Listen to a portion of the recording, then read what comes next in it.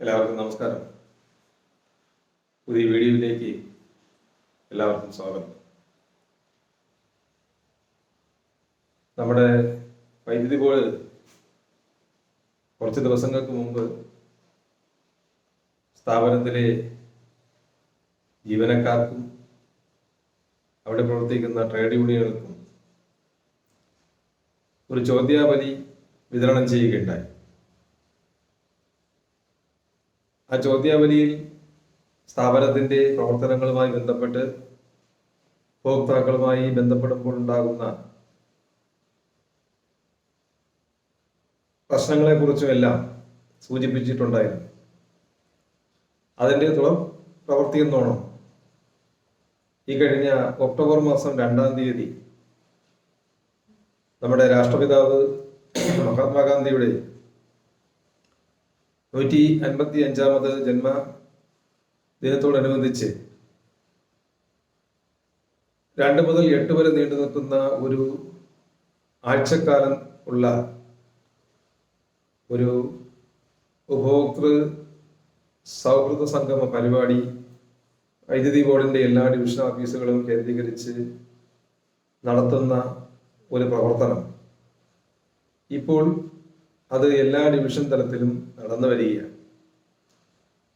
അതിൽ റെസിഡൻസ് അസോസിയേഷനുകളുടെ പ്രതിനിധികളെയും ഒപ്പം തന്നെ കൗൺസിലർമാർ, ഗ്രാമപഞ്ചായത്ത് മെമ്പർമാർ, മറ്റ് ജനപ്രതിനിധികളടക്കമുള്ള ആളുകളെയും ഉപഭോക്താക്കളെയും എല്ലാം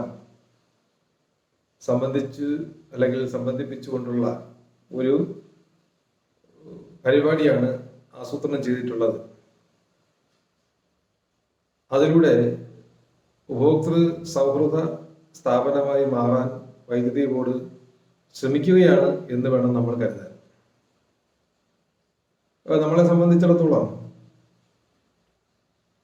എല്ലാവർക്കും അറിവുള്ള കാര്യമാണ്, കേരളത്തിൽ ഏറ്റവും കൂടുതൽ ജനങ്ങളുമായി ബന്ധപ്പെടുന്ന നിലവിലുള്ള ഏക സർവീസ് എന്ന് പറയുന്നത് വൈദ്യുതി ബോർഡാണ്. ഒരു അവശ്യ സർവീസായ വൈദ്യുതി ബോർഡിന്റെ അല്ലെങ്കിൽ വൈദ്യുതി ബോർഡ് ഓഫീസുമായി ബന്ധപ്പെടാത്ത ഒരു ഉപഭോക്താവോ അല്ലെങ്കിൽ ഒരു കേരളത്തിൽ ജീവിക്കുന്ന ഒരാൾ പോലും, വൈദ്യുതി ഉണ്ടെങ്കിലും ഇല്ലെങ്കിലും, അവർക്ക് വൈദ്യുതി ബോർഡിന്റെ ഓഫീസുകളുമായും വൈദ്യുതി ബോർഡ് ജീവനക്കാരുമായും സമ്പർക്കം പുലർത്തേണ്ടി വരുന്നു എന്നുള്ളത് നമുക്കെല്ലാവർക്കും തിരിച്ചറിവുള്ള കാര്യമാണ്. അങ്ങനെ വരുമ്പോൾ സ്വാഭാവികമായിട്ടും വൈദ്യുതി ബോർഡിനെ സംബന്ധിച്ചിടത്തോളം വൈദ്യുതി ബോർഡിന് എതിരായി ഉണ്ടാകുന്ന പരാതികൾ, പ്രശ്നങ്ങൾ എന്തൊക്കെയാണെന്നുള്ളതിനെ സംബന്ധിച്ച് ബോർഡ് ഇനിയും അതിനെക്കുറിച്ച് മനസ്സിലാക്കിയിട്ടില്ല എന്നതാണ് യാഥാർത്ഥ്യം. കേരളത്തിൽ വൈദ്യുതി ബോർഡ് എന്തുകൊണ്ടാണ് ജനങ്ങളുടെ മുന്നിൽ വിമർശന വിധേയമാകുന്നതെന്നും അതുപോലെ തന്നെ കേരളത്തിലെ ജനങ്ങൾ വൈദ്യുതി ബോർഡിനെ ചില കാലയളവിലെങ്കിലും കുറ്റക്കാരായി കാണുന്നത് എന്തുകൊണ്ടെന്നും നമ്മുടെ KSEB അധികൃതരോ ഗവൺമെന്റോ മനസ്സിലാക്കിയിട്ടില്ല എന്നുള്ളതാണ് യാഥാർത്ഥ്യം. ഈ KSEBക്കെതിരായിട്ടുള്ള പരാതികൾ കേൾക്കുന്നതിന് വേണ്ടി പ്രവർത്തിക്കുന്ന റെഗുലേറ്ററി കമ്മീഷൻ പോലും KSEBയെ ജനങ്ങൾ എന്തുകൊണ്ടാണ് അല്ലെങ്കിൽ ഉപഭോക്താക്കൾ എന്തുകൊണ്ടാണ് എതിർക്കുന്നത് എന്നുള്ളത് സംബന്ധിച്ചുള്ളൊരു പഠനമോ അല്ലെങ്കിൽ എന്തുകൊണ്ടാണെന്ന് അറിയാനുള്ളൊരു താല്പര്യമോ കാണിച്ചിട്ടില്ല എന്നതും ഇവിടെ നമുക്ക് പറയാതെ വയ്യ. കാരണം വൈദ്യുതി കൂടിയ വിലയ്ക്ക് വാങ്ങി സബ്സിഡി ഇനത്തിൽ ഉപഭോക്താക്കൾക്ക്, ഗാർഹിക ഉപഭോക്താക്കൾക്ക് നൽകുന്ന അല്ലെങ്കിൽ കുറഞ്ഞ താരിഫിൽ ഉപഭോക്താക്കൾക്ക് കൈമാറ്റം ചെയ്യുന്ന ഒരു സ്ഥാപനമാണ് KSEB എന്നത് മാത്രമാണ് ഈ രാജ്യത്തെ അല്ലെങ്കിൽ കേരള സംസ്ഥാനത്ത് താമസിക്കുന്ന ജനങ്ങളുടെ മനസ്സിലുള്ള ഏക ചിന്ത എന്നത് തന്നെയാണ് KSEBയും ജനങ്ങളുമായിട്ടുള്ള ആ ഒരു ബന്ധത്തിൽ വിള്ളലുകൾ വീഴ്ത്തുന്നത് എന്നതാണ് യാഥാർത്ഥ്യം. ശരിക്കും നമുക്ക് ആലോചിച്ച് നോക്കാം, KSEB എന്ന് പറയുന്നത് കൂടിയ വിലയ്ക്ക് വൈദ്യുതി വാങ്ങി കുറഞ്ഞ വിലയ്ക്ക് വിതരണം ചെയ്യുന്ന ഒരു സ്ഥാപനം എന്ന നിലയ്ക്ക് കാണേണ്ടതാണ്.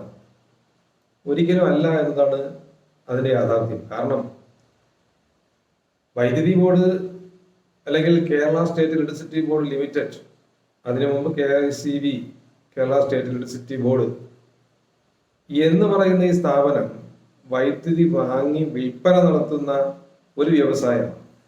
അല്ലെങ്കിൽ വൈദ്യുതി ഉൽപ്പാദിപ്പിച്ച് അത് വിതരണം ചെയ്യുന്ന ഓരോ യൂണിറ്റ് വൈദ്യുതിയും വിൽപ്പന നടത്തുന്ന ഒരു കച്ചവട സ്ഥാപനമാണ് KSE. അത് ഒരു സേവന സ്ഥാപനമല്ല, അത് നടത്തുന്നത് വ്യവസായമാണ്.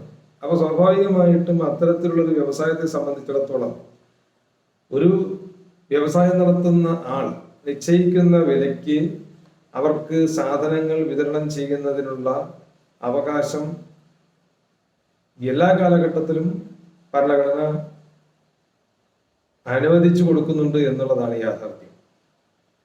പക്ഷെ അങ്ങനെ ഒരു സാഹചര്യം ഉണ്ടായിരുന്നിട്ടും കേരളത്തിൽ വൈദ്യുതി ബോർഡ് അതിന്റെ ഉപഭോക്താക്കൾക്ക് സബ്സിഡി ഇനത്തിൽ ഗവൺമെന്റ് മാറ്റിവെക്കുന്ന തുക ഉപയോഗിച്ചുകൊണ്ട് ഒരു സബ്സിഡി നൽകി 240 യൂണിറ്റ് വരെയുള്ള വൈദ്യുതി ഉപയോഗിക്കുന്ന ആളുകൾക്ക് സൗജന്യ നിരക്കിലും മാസം 20 യൂണിറ്റ് ഉപയോഗിക്കുന്ന ആളുകൾക്ക് സൗജന്യമായും പൂർണ്ണമായും സൗജന്യമായും വൈദ്യുതി വിതരണം ചെയ്യുന്ന ഒരു സ്ഥാപനമായി കേരളത്തിൽ KSEB ലിമിറ്റഡ് നിലകൊള്ളുകയാണ്.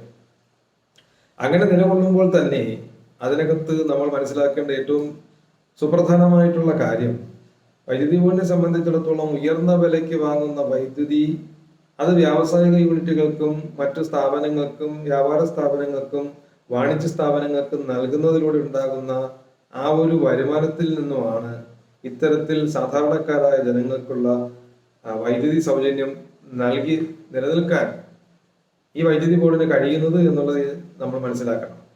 നമുക്കറിയാം, സമാനമായിട്ടുള്ള ഒരു പ്രക്രിയ നടക്കുന്ന ഒരു വിഭാഗമാണ് ടെലികോം മേഖല. ആ ടെലികോം മേഖലയിൽ നമുക്കറിയാം, അവിടെ നിലവിലുള്ള കമ്പനികൾ ഓരോന്നിനും വ്യത്യസ്തമായിട്ടുള്ള നിരക്കുകളും സർക്കാർ ഉടമസ്ഥയിൽ എന്ന് പറയുന്ന BSNL എന്ന് പറയുന്ന ഭാരത് സഞ്ചാർ നിഗം ലിമിറ്റഡ് എന്ന് പറയുന്ന സർക്കാർ മേഖലയിലുള്ള കമ്പനിക്ക് മറ്റുള്ള കമ്പനികളെ അപേക്ഷിച്ച് വിലക്കുറവും ആണ് അതിന്റെ ഉൽപ്പന്നത്തിന് എന്നുള്ളത് കൊണ്ടാണ് സ്വാഭാവികമായിട്ടും BSNLന്റെ റേഞ്ചോ അല്ലെന്നുണ്ടെങ്കിൽ അതിന്റെ കപ്പാസിറ്റിയോ കഴിവുകളോ ഒന്നും വിലയിരുത്താതെ തന്നെ നമ്മൾ എല്ലാവരും BSNLന്റെ സിം നിലനിർത്തിക്കൊണ്ടു പോകുന്നതും ഒപ്പം തന്നെ അവരുടെ സേവനങ്ങൾക്ക് പിന്നാലെ നമ്മൾ ഓടുന്നതും. പക്ഷെ കേരളത്തെ സംബന്ധിച്ചിടത്തോളം വൈദ്യുതി ബോർഡ് സ്വകാര്യ മേഖലയിലല്ല, അത് പൊതുമേഖലയിൽ നിലനിൽക്കുന്ന ഒരു കമ്പനിയാണ്. പകരം മത്സരത്തിന് വേണ്ടി മറ്റൊരു കമ്പനി ഇവിടെ നിലവിലില്ലാത്ത സാഹചര്യത്തിൽ വൈദ്യുതി ബോർഡിനെ കുറിച്ച് ഇവിടുത്തെ കൺസ്യൂമർമാർക്ക് ഉണ്ടാകുന്ന ആ ഒരു ആശങ്കയും ആക്ഷേപവും എല്ലാം അവർ കഴിഞ്ഞ കുറെ കാലങ്ങളായി ഇവിടെ ഉച്ചസ്ഥരം ഉദ്ഘോഷിക്കുന്ന വൈദ്യുതി ബോർഡിനെ സ്വകാര്യവൽക്കരിക്കണം, ഒപ്പം തന്നെ മറ്റ് കമ്പനികൾക്ക് പ്രവർത്തിക്കാൻ അനുമതി കൊടുക്കണം എന്നുള്ള ഒരു മുറവിളി, ആ മുറവിളി കാര്യങ്ങൾ തിരിച്ചറിയാതെയാണ് നമ്മുടെ നാട്ടുകാർ നടത്തുന്നത് എന്ന് പറയാതെ വയ്യ. കാരണം സ്വകാര്യവൽക്കരിക്കപ്പെട്ട ടെലികോം മേഖലയിൽ BSNLന് ഒപ്പം മറ്റു സ്വകാര്യ കമ്പനികളും പലതും വർക്ക് ചെയ്യുന്നുണ്ട്. അവിടെ അവരുടെ എല്ലാം താരിഫുകൾ ഏതെല്ലാം രീതിയിലാണെന്നും എത്ര ദിവസത്തേക്കാണ് ഓരോ താരിഫിലും വരുന്ന വ്യത്യാസമെന്നും ഒക്കെ നമ്മൾ മനസ്സിലാക്കുന്നു, പ്രവർത്തിക്കുന്നു, എല്ലാം ചെയ്യുന്നുണ്ട്. പക്ഷേ നമ്മളിപ്പോഴും വൈദ്യുതി ബോർഡിനെ ഒരു സേവന സ്ഥാപനമായി കണ്ടുകൊണ്ട് ഇടപെടുന്നു എന്നുള്ളതാണ്, ആ ഒരു രീതിയാണ് ഇവിടുത്തെ പ്രശ്നങ്ങൾക്കെല്ലാം മൂല കാരണം എന്ന് പറയാതെ വയ്യ. വൈദ്യുതി ബോർഡ് ഒരിക്കലും നിങ്ങൾ കരുതുന്ന പോലെ ഒരു സേവന സ്ഥാപനമല്ല. വൈദ്യുതി വാങ്ങി ഉൽപ്പാദിപ്പിച്ച് വിൽപ്പന നടത്തുന്ന ഒരു കച്ചവട സ്ഥാപനമാണ് KSEB എന്നുള്ള കാര്യം ഇവിടുത്തെ ഉപഭോക്താക്കൾ മനസ്സിലാക്കണം എന്നുള്ളതാണ് നമുക്ക് പറയുവാനുള്ളത്. കാരണം വിൽപ്പന നടത്താൻ ഉദ്ദേശിക്കുന്ന വസ്തുവിനെ സംബന്ധിച്ചിടത്തോളം ആ ഉൽപ്പന്നത്തിന്റെ വില, അതിന്റെ വില നിർണ്ണയിക്കുന്നത് കേവലം വാങ്ങുന്ന ആളിന്റെ തീരുമാനമല്ല, അത് വിൽക്കാനായിട്ട് വച്ചിരിക്കുന്ന ആളിന്റെ തീരുമാനപ്രകാരം മാത്രമേ ഉൽപ്പന്നം നമുക്ക് വാങ്ങാൻ കഴിയൂ.